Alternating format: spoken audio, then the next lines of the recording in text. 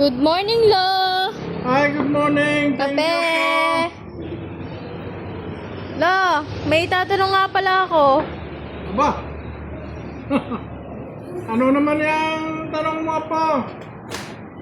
Di ba, dadalaga na naman, ganyan.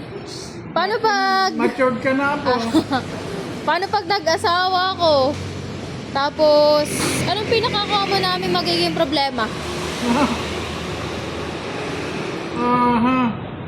Pagka nag-asawa, ang tanong mo kung anong pinaka-common na maging problema. Oo.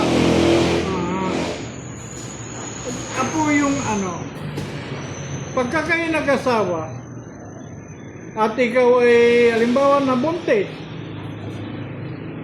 o nagkakaanak, parehas kayo nagtrabaho. Aha. Ang iyong mister nagtrabaho, ikaw ay nagtatrabaho.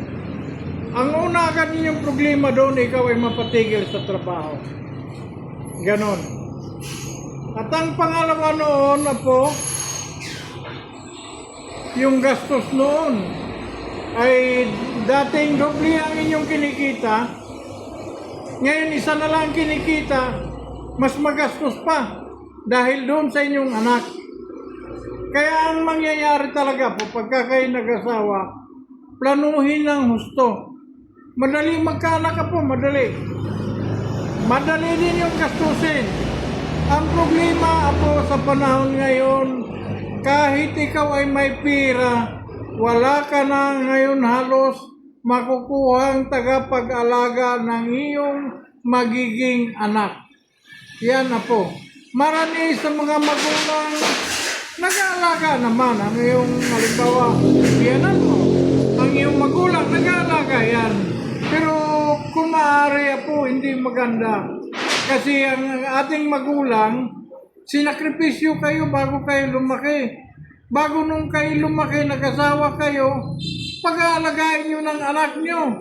Wala namang natanggi diyan, apo. Nga lang, nakakaawa naman yung magulang nyo. Hagyan na siyang nakapahinga, pag-aalagain na naman ninyo. Kaya talagang paplanuhin nyo. Pwede kayo mag-asawa na hindi muna mag-anak.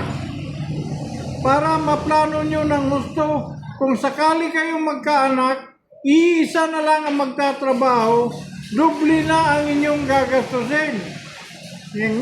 Ngayon, depende na sa pag-uusap nyo po.